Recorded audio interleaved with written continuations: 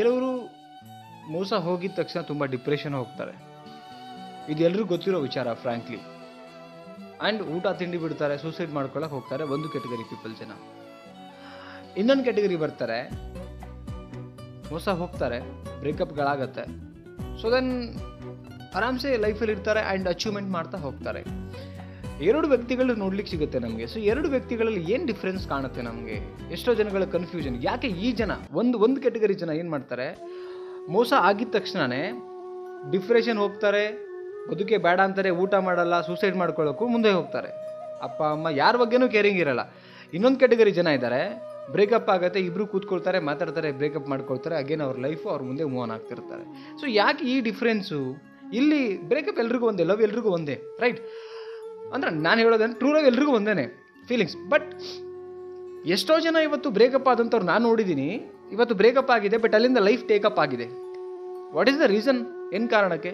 ಅವರು ಪ್ರಾಬ್ಲಮನ್ನು ಇವತ್ತು ಈಸಿ ತಗೊಂಡಿದ್ದಾರೆ. ಲೈಕ್ ಬ್ರೇಕಪ್ ಆದರೂ ಕೂಡ ಲೈಫ್ನ ಅಷ್ಟು ಡಿಪ್ರೆಷನಿಗೆ ಕರ್ಕೊಂಡು ಹೋಗದೆ ಲೈಫ್ನ ಅಚೀವ್ಮೆಂಟ್ ಕಡೆ ಕರ್ಕೊಂಡು ಹೋಗಿರೋ ಬಗ್ಗೆ ನಾನು ಮಾತಾಡ್ತಿರೋದು. ಈ ವ್ಯಕ್ತಿಗಳು ಯಾವುದೇ ಕಾರಣಕ್ಕೂ ಡಿಪ್ರೆಷನ್ ಬಗ್ಗೆ, ಆ್ಯಂಡ್ ಆ ಡಿಪ್ರೆಷನ್ ಅನ್ನೋದಕ್ಕಿಂತ ಮೋಸ ಏನಾಗಿರುತ್ತಲ್ಲ ಹೋಗಿದ್ರ ಬಗ್ಗೆ ಒಂದು ಕ್ಷಣನೂ ಕೂಡ ಯೋಚನೆ ಮಾಡಲ್ಲ.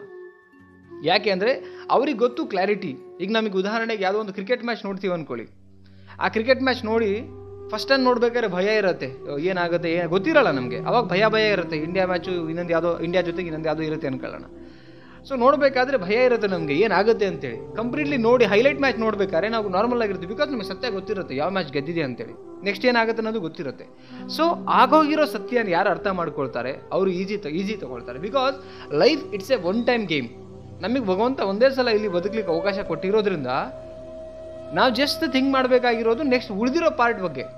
ಎಷ್ಟು ವರ್ಷ ಆಗಿದೆ ನಮಗೆ, ಇನ್ನೆಷ್ಟು ವರ್ಷ ಬದುಕಲಿಕ್ಕೆ ಸಾಧ್ಯ? ಅಂದಾಜು ಎವ್ರೇಜ್ ಈ ಒಂದು ಸಿಚುವೇಷನಲ್ಲಿ ಇವತ್ತಿನ ಟ್ರೆಂಡಿಂಗಲ್ಲಿ ದೇವರೊಂದು 60 ವರ್ಷ, 50ರಿಂದ 60 ವರ್ಷ ನಮ್ಗೆ ಆಯಸ್ಸು ಕೊಟ್ಟಿದ್ದಾನೆ ಅಂತ ಹೇಳಿದ್ರೆ ಆಲ್ರೆಡಿ ಎಷ್ಟು ನಮಗೆ ಏಜ್ ಆಗಿದೆ ಅದನ್ನು ಮೈನಸ್ ಮಾಡಿ 60ರಲ್ಲಿ ಇನ್ನೆಷ್ಟು ಬದುಕಲಿಕ್ಕೆ ಸಾಧ್ಯ? ನಾವು ಹಂಗಿದ್ಮೇಲೆ ಬರೀ ಬ್ರೇಕಪ್ ಆಗಿದ್ರ ಬಗ್ಗೆನೇ ಯೋಚನೆ ಮಾಡ್ತಾ ಕೂತ್ಕೊಂಡ್ರೆ ಹೊಸ ದಿನಗಳು ಕೂಡ ವೇಸ್ಟ್ ಆಗ್ತಾ ಹೋಗುತ್ತೆ, ರೈಟ್? ಅವ್ರುಗಳು ಥಿಂಕ್ ಮಾಡೋದು ಯಾರು ಏನು ಬ್ರೇಕಪ್ ಆಗಿ ಲೈಫ್ನ ಟೇಕಪ್ ಮಾಡ್ಕೊಳ್ತಾರೆ, ದೊಡ್ಡ ಮಟ್ಟಿಗೆ ಅಚೀವ್ ಮಾಡ್ಬೇಕು. ಈಗ ಉದಾಹರಣೆಗೆ ರಕ್ಷಿತ್ ಶೆಟ್ಟಿ, ರಶ್ಮಿಕಾ ಮಂದನ, ಅದಾದ್ಮೇಲೆ ಸುಮಾರು ಜೋಡಿಗಳಿದೆ. ಆ್ಯಕ್ಚುಲಿ ಹೇಳ್ಬೇಕಂತ ಸಲ್ಮಾನ್ ಖಾನ್ ಮತ್ತು ಐಶ್ವರ್ಯ ರೈ ಆಗಿರ್ಬೋದು, ಸುಮಾರು ಜೋಡಿಗಳು, ಸೃಜನ್ ಲೋಕೇಶ್ ಅವ್ರದ್ದು, ಅದಂದರೆ ಲೈಕ್ ಸುಮಾರು ಸೆಲೆಬ್ರಿಟಿಗಳ ಮಧ್ಯೆ ಆಗಿರುವಂಥದ್ದು. ಸೊ ಅವರು ಇವತ್ತು ಲೈಫ್ನ ತುಂಬ ಚೆನ್ನಾಗಿ ಲಕ್ಸುರಿಯಸ್ ಆಗಿ ಅಚೀವ್ಮೆಂಟ್ ಮಾಡ್ತಾ ಹ್ಯಾಪಿಲಿ ಇದ್ದಾರೆ ಲೈಫ್ನ. ಬಿಕಾಸ್ ಅವರಿಗೆ ಲೈಫ್ ಬಗ್ಗೆ ಗೊತ್ತು, ಇಲ್ಲಿ ಪರ್ಮನೆಂಟು ಆಗಿ ಇರೋಕ್ಕೆ ಸಾಧ್ಯನೇ ಇಲ್ಲ ಅಂದಮೇಲೆ ಆ ಪ್ರಾಬ್ಲಮ್ ಬಗ್ಗೆ ಆಗೋಗಿದ್ರ ಬಗ್ಗೆ ಯಾಕೆ ನಾವು ಅಷ್ಟು ವಿಚಾರ ಮಾಡಬೇಕಂತ ಅವ್ರಿಗೆ ಸತ್ಯ ಗೊತ್ತಾದ್ಮೇಲೆ ಅದ್ರ ಬಗ್ಗೆ ಅವ್ರ ಪ್ರಾಬ್ಲಮ್ ಮೇಲೆ ಫೋಕಸ್ಸೇ ಮಾಡಲ್ಲ. ಆಗೋಗಿದೆ. ಉದಾಹರಣೆಗೆ ಕಳೆದು ಹೋಗಿರ್ತಕ್ಕಂಥ ಸಮಯ ಎಕ್ಸಾಂಪಲ್ ಇಲ್ಲೇ ನಾನು ಆನ್ ಸ್ಪಾಟ್ ತೋರಿಸ್ತೀನಿ. ಈಗ ಕೈಗೆ ಹೊಡೆದೆ ನಾನು, ಈಗ ಹೊಡೆದೋಗಿರೋದು ಮುಗ್ದೋಗಿದೆ, ಅದು ನಾನು ಹೊಡೆದೇ ಆಯಿತು. ಅದನ್ನು ವಾಪಸ್ ಆ ಕೈನೂ ವಾಪಸ್ ಮತ್ತೆ ಏನು ಬಿತ್ತಲ್ಲ, ಏನು ಆ್ಯಕ್ಷನ್ ಮಾಡಿದ್ನಲ್ಲ ಅದನ್ನು ರಿಟರ್ನ್ ಮಾಡ್ಲಿಕ್ಕೆ ಆಗಲ್ಲ. ಆಗಿದ್ದು ಆಗಿ ಹೋಯಿತು. ನೆಕ್ಸ್ಟ್ ಏನು ಸಿಗುತ್ತಲ್ಲ ಸಮಯ, time is equal to life, time is equal to money, time is equal to everything. ಆ ಟೈಮ್ನ ಯಾರು ಕರೆಕ್ಟಾಗಿ ಕ್ಯಾಚ್ ಮಾಡ್ತಾರೆ ಅವರು ಮಾತ್ರ ಲೈಫಲ್ಲಿ ಎಲ್ಲ ರೀತಿಯಿಂದ ಸ್ಯಾಟಿಸ್ಫೈಡ್ ಆಗಿ ಲೈಫ್ನ ಎಂಜಾಯ್ ಮಾಡ್ತಾರೆ ಆ್ಯಂಡ್ ಸಕ್ಸಸ್ ಆಗ್ತಾರೆ. ಎಲ್ಲ ಒಂದು ಸ್ಯಾಟಿಸ್ಫೈಡ್ ಲೈಫ್ ಸಿಗುತ್ತೆ ಅವರಿಗೆ. ಬಟ್ ಈ ಕ್ಯಾಟಗರಿ ಜನ ಏನು ಮಾಡ್ತಾರೆ, only they focused on that problems. ನನಗೆ ಹೀಗಾಗೋಯ್ತು. ಅವ್ರು ಯಾವುದ್ರ ಬಗ್ಗೆನೂ ಆ್ಯಕ್ಚುಲಿ ಅವ್ರು ರಿಯಲೈಸೇಷನಿಗೆ ಹೋಗಲ್ಲ, ರಿಯಲೈಸೇಷನ್ ಮಾಡ್ಕೊಳ್ಳೋದಿಲ್ಲ. ಬಿಕಾಸ್ ಅವ್ರಿಗೆ ಗೊತ್ತಿಲ್ಲ ನಾನೇ ಶಾಶ್ವತ ಇಲ್ಲ ಅಂದಮೇಲೆ ನನ್ನ ಜೊತೆಗೆ ಬರುವಂಥ ಜನ, ಲವ್ವು, ಈ ಬ್ರೇಕಪ್ಪು ಇದು ಶಾಶ್ವತವಾಗಿ ಇರುತ್ತಾನೋ ಆ ಒಂದು ರಿಯಲೈಸೇಷನಿಗೆ ಹೋಗಿ ಆ ಇಮ್ಯಾಜಿನರಿಗೂ ಹೋಗಲ್ಲ ಅವರು. ಅವ್ರಿಗೆ ಒಂದೇ ಗೊತ್ತಿರೋದೇನೆಂದರೆ ಬಿಟ್ಟು ಹೋಗಿದ್ದಾರೆ ನಾನು ಮೋಸ ಹೋದೆ. ಈ ಕೆಟಗರಿ ಪೀಪಲ್ ಯಾವುದೇ ಕಾರಣಕ್ಕೂ ಲೈಫ್ನ ಹೀಗೆ ಟ್ರಾಜಿಡಿ ಒಳಗೆ ಕಳೆದು ಬಿಡ್ತಾರೆ. ಅವ್ರ ಥರ ಇಲ್ಲ, ಇವ್ರ ಥರ ಇಲ್ಲ, ಬರೀ ಕೂರ್ತಾರೆ ಆ್ಯಂಡ್ ಕಣ್ಣೀರಲ್ಲಿ ಕೈ ತೊಳಿತಾರೆ. ಸ್ನೇಹಿತರೆ, ಒಂದು ಮಾತಂತೂ ಹೇಳಲಿಕ್ಕೆ ಇಷ್ಟಪಡ್ತೀನಿ. ಯಾವಾಗ ನಿಮ್ಮ ವಿಚಾರಧಾರೆಗಳನ್ನು, ಯೋಚನಾ ಶಕ್ತಿ ಒಳಗಡೆ ನಿಮ್ಮ ಥಾಟ್ ಪ್ರೊಸೆಸ್ನ ಹೊಸದನ್ನು ನೀವು ಯೋಚನೆ ಮಾಡದೆ ಹಾಗೆ ಆಗಿದ್ರ ಬಗ್ಗೆ ಯೋಚನೆ ಮಾಡ್ತೀರ, ಅಲ್ಲಿ ನೀವು ನಿಮ್ಮ ಲೈಫ್ ಅಲ್ಲಿಗೆ ಸ್ಪಾಯಿಲ್ ಅಂತ ಅಂದ್ಕೊಳ್ಳಿ. ಆ್ಯಂಡ್ ಏನಂದರೆ ಒಂದು ಅರ್ಥ ಮಾಡ್ಕೊಳ್ಳಿ, what you think you become. ಏನು ಯೋಚನೆ ಮಾಡ್ತೀರಿ, ಏನು ವಿಚಾರ ಬರುತ್ತೆ, ಹಂಗೆ ನೀವು ನಿಮ್ಮ ಲೈಫ್ ಬಿಲ್ಡ್ ಆಗ್ತಾ ಹೋಗುತ್ತೆ.